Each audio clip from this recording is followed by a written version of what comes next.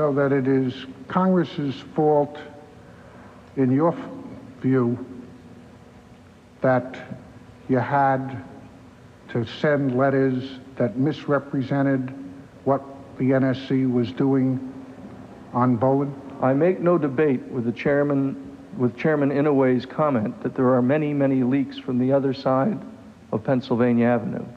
But I would point out to you, sir, that for over 2 years, this operation was indeed covert. It did not become a matter of public exposure and damage to this country until the very end. And I would say to you, sir, that if a way could be found to work with the Congress the way I worked with the people who I had to work with, then we can indeed solve that problem. Colonel, wasn't the problem that the Congress had decided that it did not want the Contras supported, and so you couldn't work with the Congress? Counsel, if the Congress had decided that nobody in the United States of America should render any support whatsoever to the Nicaraguan democratic resistance, then it should have passed a law saying that. The law that was passed, a part of an appropriations bill, didn't prohibit what we did. And is it Congress's fault because of the way it worded the law that the letter said we are abiding by the letter and spirit of Bowen? Yes or no? I have told you that that was not correct, and I have told you what I propose to do. Is it Congress's fault? I say it is the fault of the Congress for not being able to understand what the problem was, and indeed the fault of those of us who prepared those letters for sending them away that we did. And I have accepted my responsibility for my role in that, sir. Is it Congress's fault for the various representations that were made to the Attorney General that were wrong? I'm not at this point sure what you're referring to. The ones on the Hawk and so forth. Is that Congress's fault? I think we've already been over that. I just want to know whether your view as you sit here is that it was Congress's fault. I have no further questions, Mr. Chairman. If it needs consultation with counsel to answer whether it's Congress's fault to represent things that are wrong to the Attorney General, I have no further questions. Let me answer the question, if I may, Mr. Chairman. Please do. My answer to the question is quite simple, and I've answered it before. I think there's fault to go on both sides. I've said that repeatedly throughout my testimony, and I have accepted the responsibility for my role in it. The hearing will stand in recess for 10 minutes.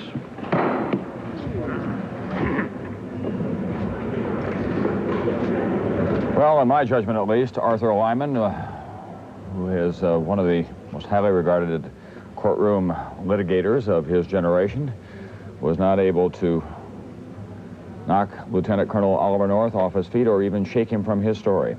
At the end, he said, of course, that he believes that there's fault enough for all to go around, including the Congress of the United States, and he admitted once again that he lied in the course of the pursuit of this policy that he assumed had been approved by the President of the United States, but it was a matter of balancing lies and lives. He worried that if this covert operation were exposed, that lives would be at risk, although he admitted under questioning that a lot of people knew that it was underway. As we take you back inside the Senate caucus room via our television cameras. Thank you, Mr. Chairman. Colonel North, I know you have been here for a long, long time, and I will try to keep my questions very, very short.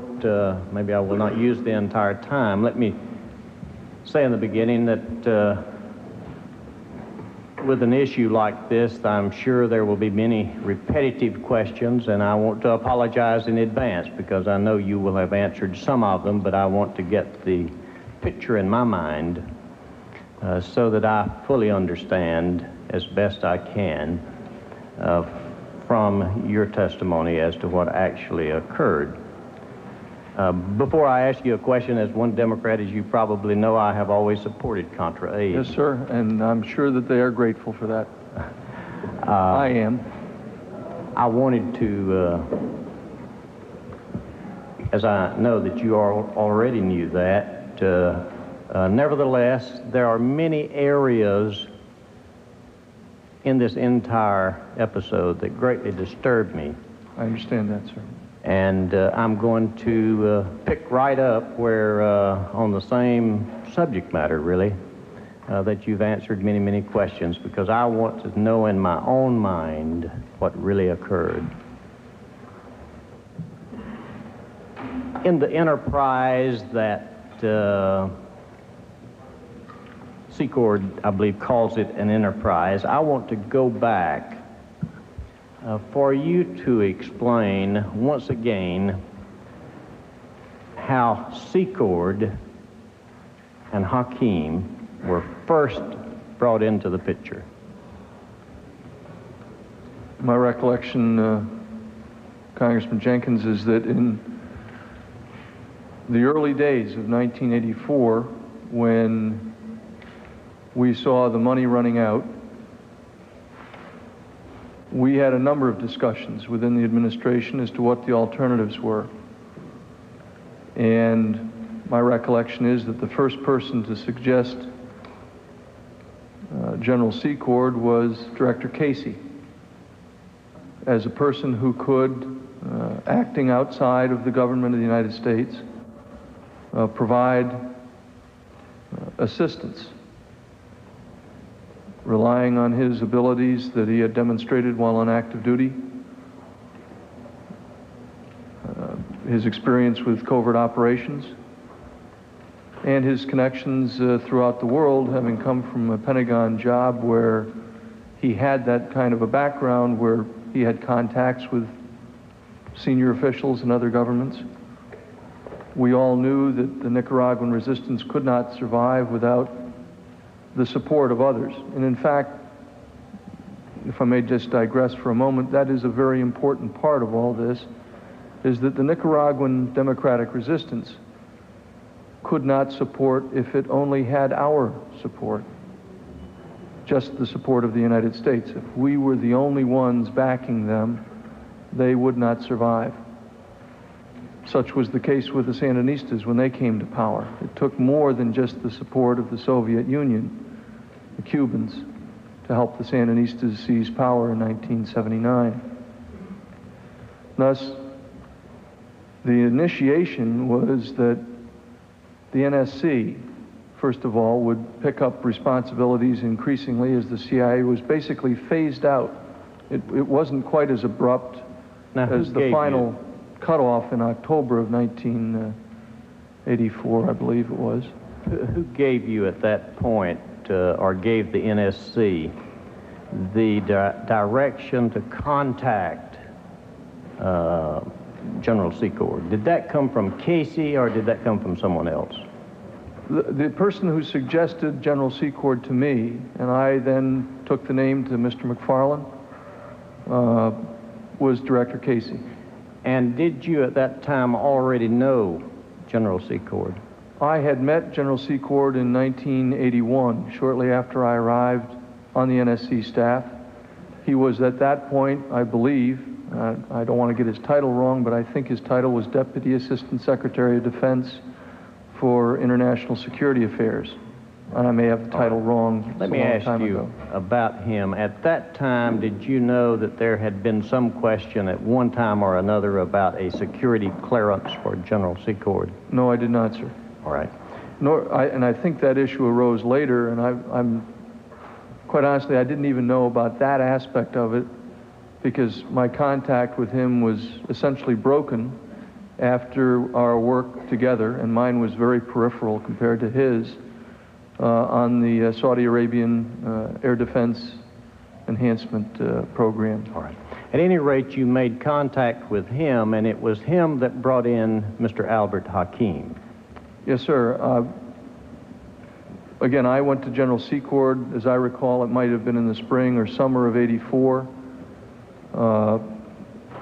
basically seeking someone who can give the kind of advice and logistic support and the kinds of activity support to the resistance that we perceived they needed, because the CIA was, as I indicated, being pulled away, and of course with the most stringent of the Boland strictures in October, basically cut off very abruptly at that point.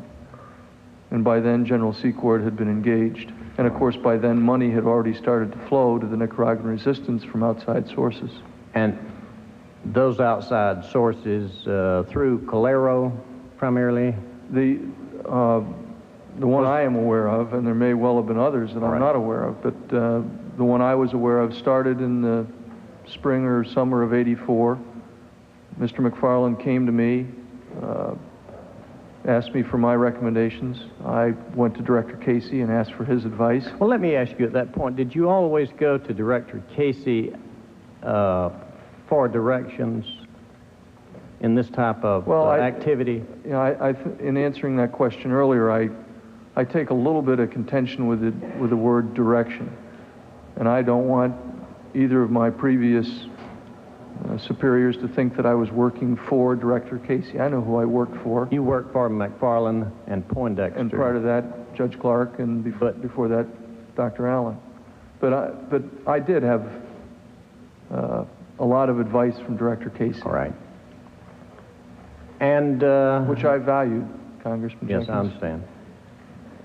Then Secord and Hakeem commenced the arms purchases for the Contras.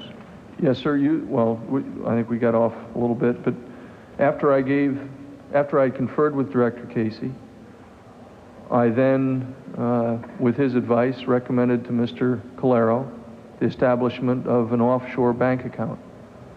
And he then gave me that account number. I gave that account number to Mr. McFarland, and shortly thereafter, money started to flow. And I can't say for certain even today that there's a direct connection, but I certainly assume there was. And it flowed to that account. And then General Secord began providing the kind of support which is now so evident. At that point in time, I had never even heard of Mr. Hakeem, and it wasn't until some time later that I met him. But at any rate, Mr. Hakeem and General Secord were in this, as I understand it, as a profit-making business. Well, again, my understanding was, and the word profit may have come up, but the two criteria that Director Casey and I talked about, three criteria actually, and that I communicated with General Secord on, was that these had to be standalone, offshore, commercial ventures, that they ought to be ultimately revenue producers, that they would generate their own revenue and be self-sustaining, and that those engaged in these commercial ventures were certainly deserving of fair, just, reasonable compensation. Which you never did define and was never defined to you. No, sir. And at that time, Mr. McFarland and later Mr. Poindexter understood that. Is that correct? I certainly believe they did, sir. All right. And as a matter of fact, at some point in the initial stages, Mr. Hakeem and General Secord decided to eliminate the Canadian arms dealer and give that portion of the profits to Mr. Klein's. Is that correct?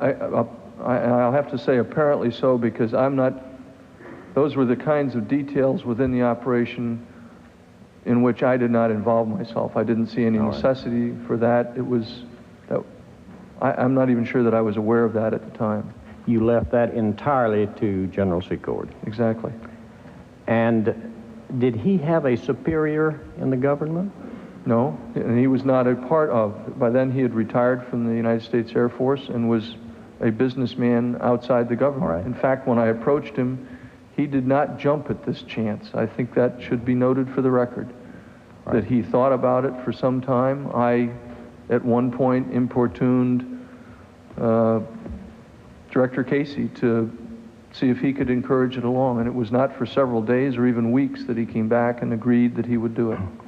And then later, you decided, with the approval of your superiors, to bring General Secord and Mr. Hakim into the Iranian? That was in Deal. November of 1985. All right. I don't want to repeat everything, but I want to know, had you ever met Hakim up until that November? I may have, but I do not recall meeting him at this point. I don't recall having met him until February of 1986. First time you had met him? I believe that's correct, sir. And at that time that you met him in February, what was the occasion? We were in desperate need of a translator. All As right. I have indicated earlier, there was no translator available within the CIA at that point that could provide those kinds of services. I did not speak Farsi. The Iranians with whom we were talking obviously spoke Farsi, but not English. So And it was for that... I did not want to have to rely on the translations being provided by Mr. Ghorbanifar. And when I mentioned this to General Secord, my recollection is that he said, well, I will get Albert Hakim, who perhaps by then I knew the name, but in any event, Mr. Hakim came and served as translator for those meetings. All right. And that was the meeting that you have testified to where the 7 points were first discussed with the first channel? No, sir. Or is that my recollection later? is that the 7 points issue came up with the second All channel somewhat later. Now, at the time that you asked for Mr. Hakim at the suggestion of General Secord and met with the first channel, was in fact Mr. Hakim the only person on our side, you were handling the trip, that spoke Farsi? Yes, well, General Secord speaks some Farsi. He served in Iran, and he does speak some. And I hope I'm not insulting him, but I don't think he speaks it as well as Mr. Hakim. So the only representatives that we had when we made contact with Channel 1 that spoke Farsi were 2 people outside the government. That is correct. All right. You later learned, I'm sure, that Mr. Hakim was obviously into the enterprise, as he has testified to this committee, entirely for the money.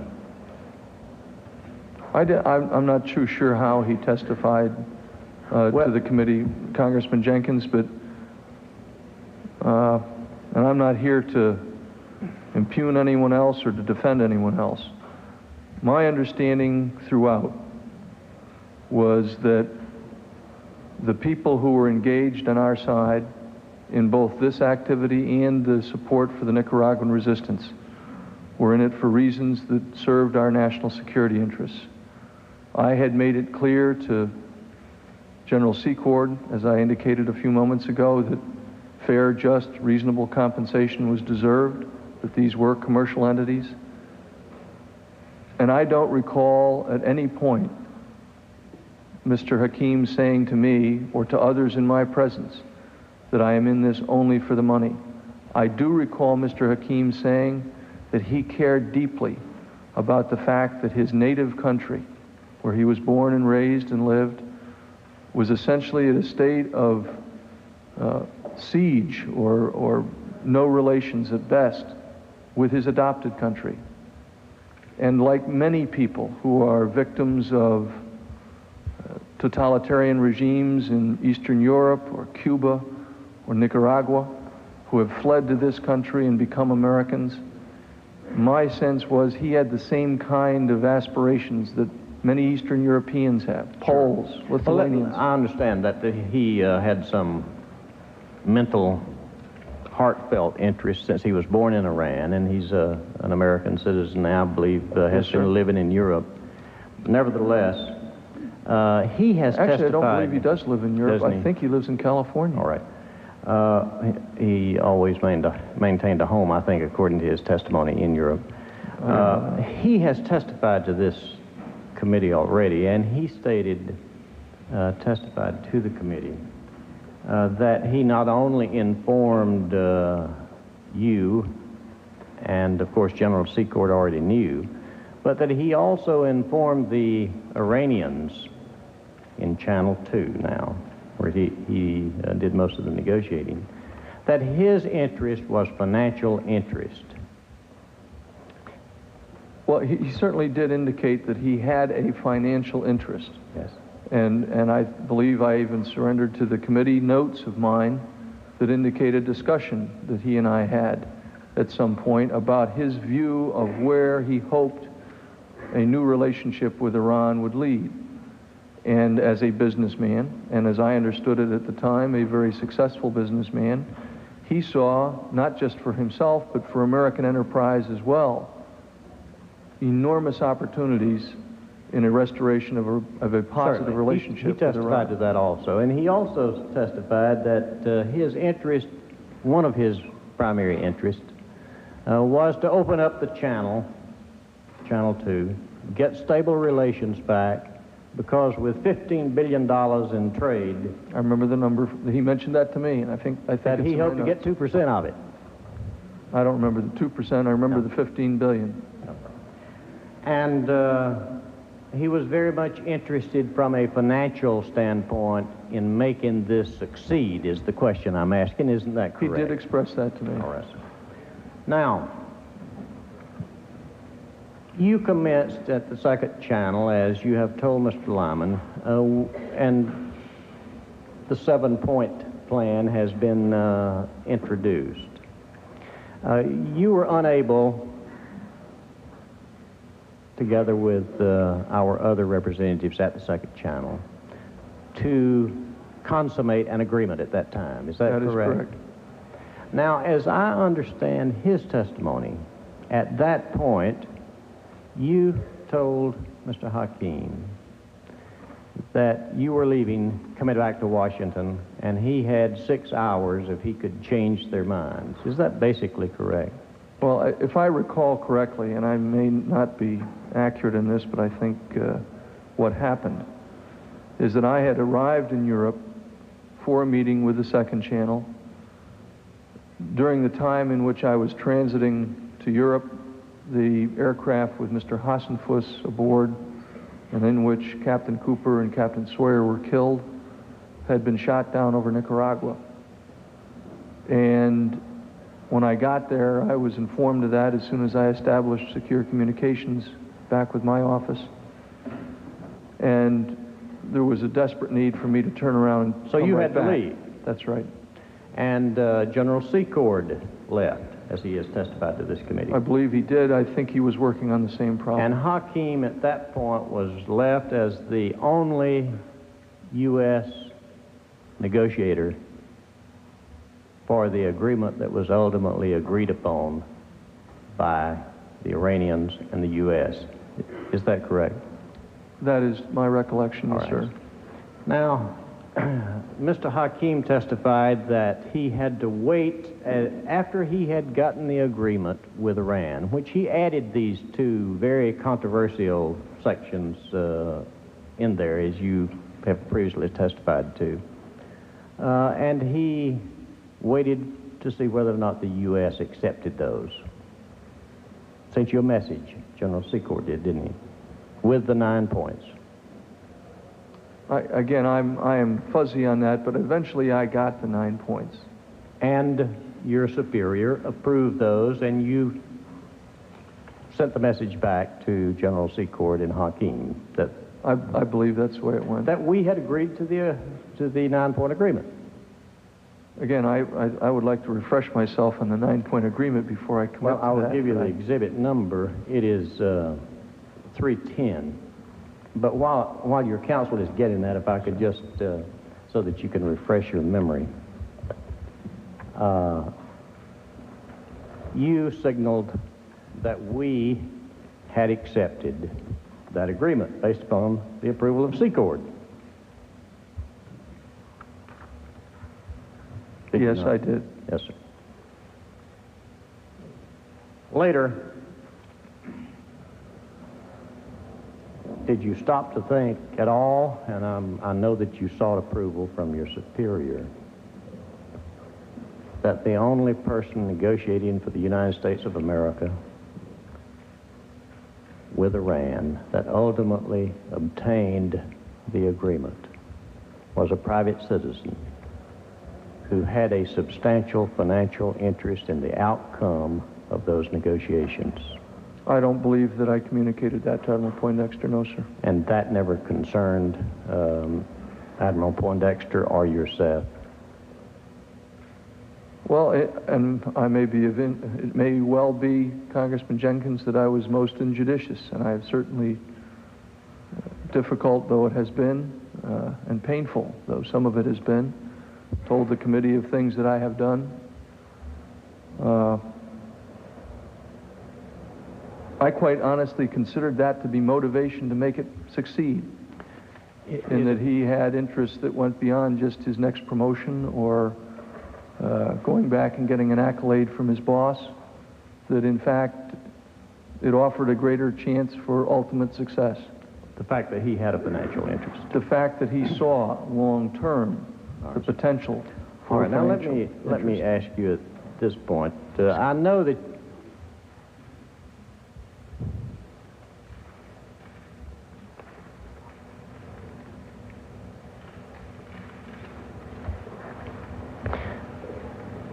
know that you have just testified today that you told many falsehoods to the Iranians, and as you indicated, would have told them anything in order to get the hostages out at that time. Well, I may have overstated it when I said anything, but practically anything. Yes, I understand. But what is disturbing me about that part is that it was my understanding that we were attempting to open up a new understanding and initiative with Iran. Why would we start that off with a lot of falsehoods that would later obviously come back to haunt us very quickly? Well, I quite honestly don't think that any of these would necessarily have led to that kind of confrontation. I think that these things were, if you'll excuse the expression, fuzzy enough, with the exception of the issues on return of Americans, that if you could have just gotten beyond my level and up to the Secretary of State level, or as one of my proposals went forward, even as late as mid-November, after everything was blowing up, a meeting with the Vice President and a high-level Iranian official in a Mideastern state, that we could have gotten beyond the issue of hostages and arms and quickly toward the kind of thing that would have yielded a solution to the war between Iran and Iraq. And I think that's what, but Congressman Jenkins, that at that level, I mean, my counterpart on the Iranian side, although young, was of more senior level than I. So you didn't think that any falsehood that you told at that time in order to get them to accept the agreement would bother relations? I didn't think it would jeopardize the next step, is what I'm saying. And I was judicious, at least in that, Congressman Jenkins, that I didn't believe that the things I was saying would result in an increase of jeopardy for the next level of meeting that we were hoping for. Well, I must say that disturbs me somewhat, but I'm assuming that in your discussions with Admiral Poindexter, that he had authorized you to make any type of statement that you might desire at particular meeting? He didn't? Admiral Poindexter gave me certain basic parameters, and I tried to follow those in the midst of very difficult and sometimes very protracted negotiations. Okay. And I tried to keep him apprised when I was overseas through difficult communications methods. But nonetheless, I tried to live within the boundaries that had been established for me and yet still make progress on a very difficult issue. And you felt that you had the parameters at that time to make statements, excessive statements, or some outright misrepresentations to the Iranians, because it was in our interest to try to get the hostages back at that particular time. And foster the hope of a further meeting with senior level officials. All right, sir. Now let me follow up the private sector just a bit and get away from that particular meeting. While I've supported Contra aid by the United States government, I'm deeply concerned about this type of setup that some people call a government within a government, and I want to pursue that so that I understand it. If I may, Congressman Jenkins, I take issue with that description. I understand, and maybe I will too. That's the reason I want to ask you some questions about it.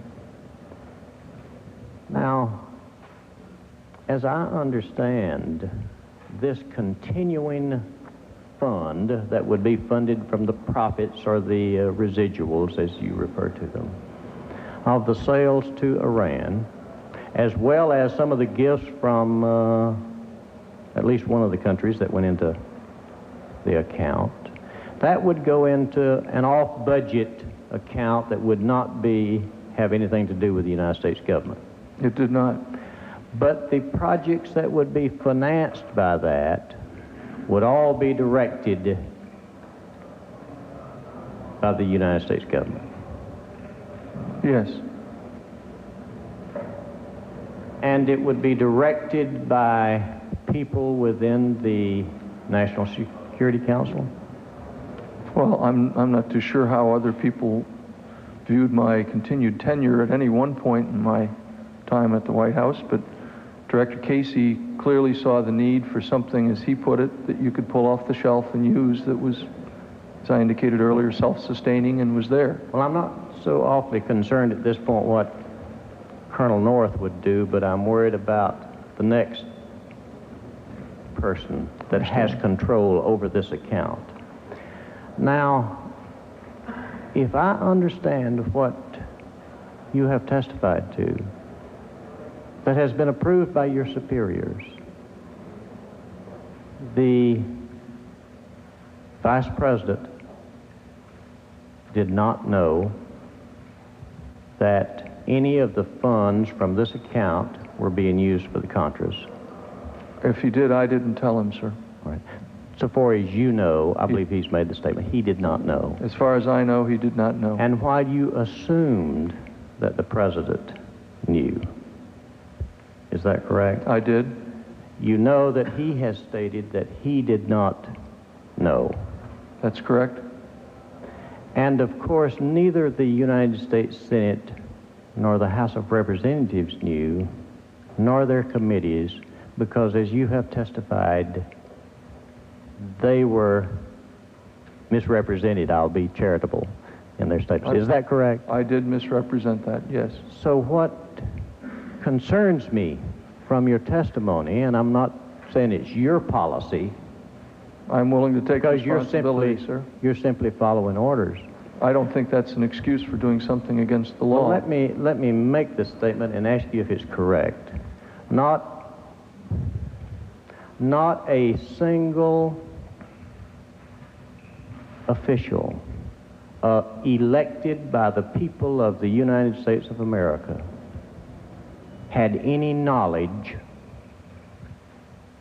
about the use of that fund. Is that correct, or is it incorrect? Let me go. That is current knowledge, Congressman Jenkins, and that goes back to what I just said a few moments ago. It was my view then, and it continues to be my view now, that we were not breaking the law, that what we were doing was within the law, that I had assumed that the President of the United States, who is, after all, the senior elected official in this land, was aware of it. The fact is, I believe that the President ought to be able to carry out his foreign policy. And if one goes back to 1984, when this activity began, and I don't see a great deal of difference between what we were doing in terms of the actual arrangement between what we did in 1985 with the sale of Hawk missiles, or TOW missiles, excuse me, or the earlier contributions made by other countries to these activities, that they are within the bounds of the executive. I understand that. And I understand where you were because you assumed that the president knew. I did. And I understand your position. But I hope you understand what I am disturbed about. I do. And there is not a single official elected by the people of this great nation that had any knowledge of that. Isn't that correct? That is correct, Congressman Jenkins, and I have suggested a solution to that.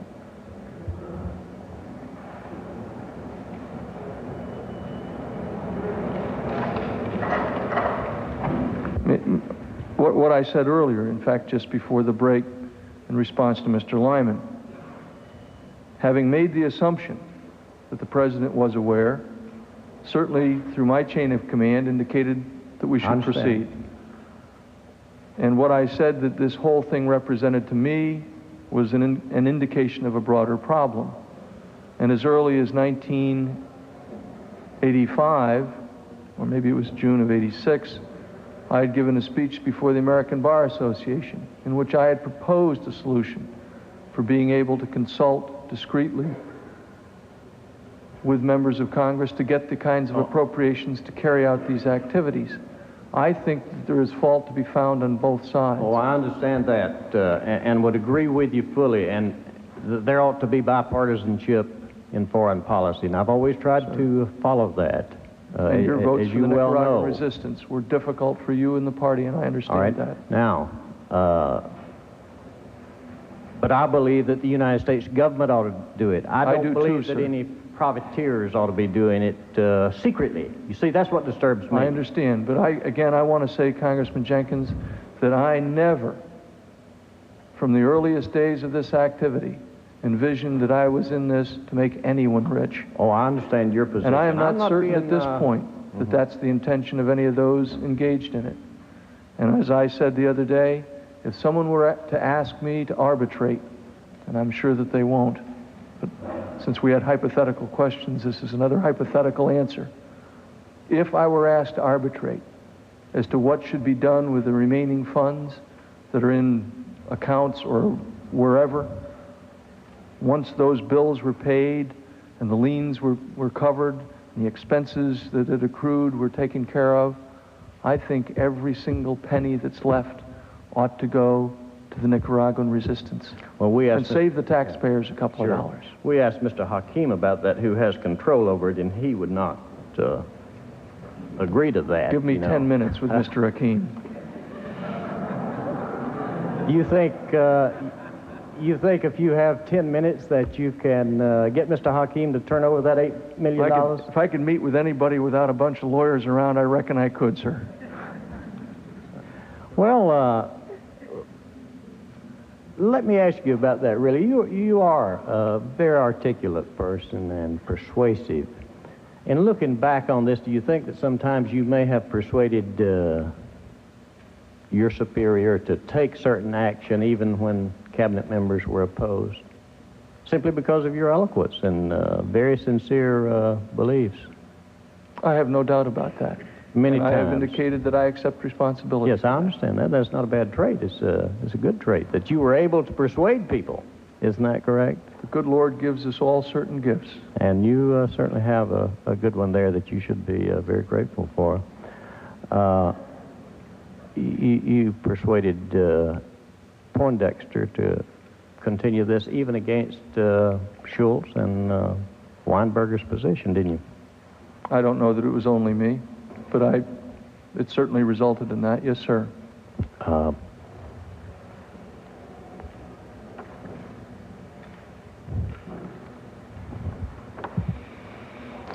And on many other occasions, you were the principal voice, I'm assuming, within the National Security Council as far as persuading the administration to take a certain position.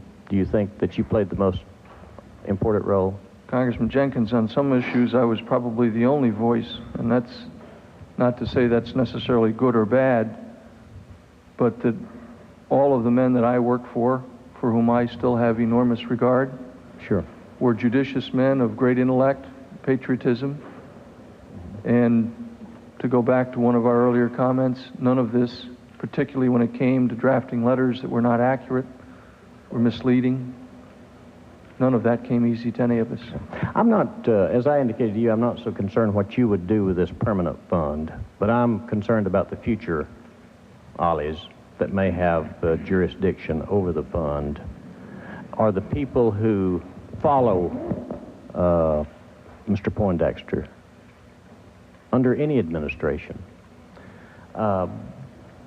based upon what you have said, I mean, if they'd decided to, I'm not talking about you, but whoever had control of this fund, if they wanted to give the money to the Sandinistas, they could have. You'd better look out for me if they did. Well, I'm not talking about with you being there. I'm talking about your successor. This was going to be an ongoing That was the fund, intention. was it not? It was. Again, I can't say for sure when we started talking with the Israelis about the kinds of activities I described to you last night, what the time frame would have been. Most of those were relatively short-term operations as I described them to you. Well, the exhibit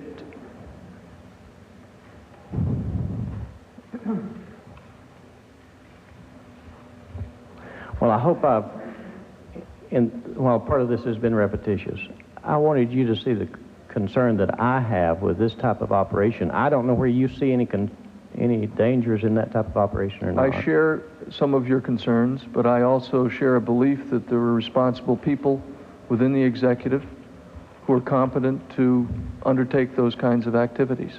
But And given lack of alternative, again, I still see it to be within the law.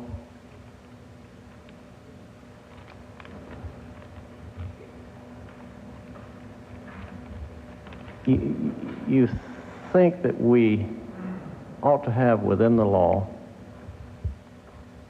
that type of fund set up that has maybe no supervision whatsoever by any elected group? No, I did not say that I thought we ought to do that. So long as the Congressman president knows, Jenkins. I'm assuming. That's, first of all, correct. And second of all, I don't necessarily think we ought to have to be in that kind of a predicament. My sense is that it would be far better to be able to consult discreetly with those committees that make the authorizations and appropriations for intelligence activities, to have a clear understanding between the executive and the Congress that revelations regarding those activities are totally unacceptable to our national security interests, and that those monies ought justifiably to come from this body. After all, it is the Congress that appropriates. So I share your desired outcome completely. Oh, it's not that. I just could not ever support any type of private foreign policy under that type of description is my concern. I understand what you're saying, sir, and that's why I took issue with the description of a government within a government. It was not nearly so broad, although it was described by Director Casey as a full-service covert operation. Right. But if it's not, it's private money coming in, as you have indicated. There was. But the direction as to how it is spent is coming right from the government, our government. It was. And by future administrations, if the fund remained permanent. I've given a solution for how to take care of that. Well, I understand that, and we may have to look at it.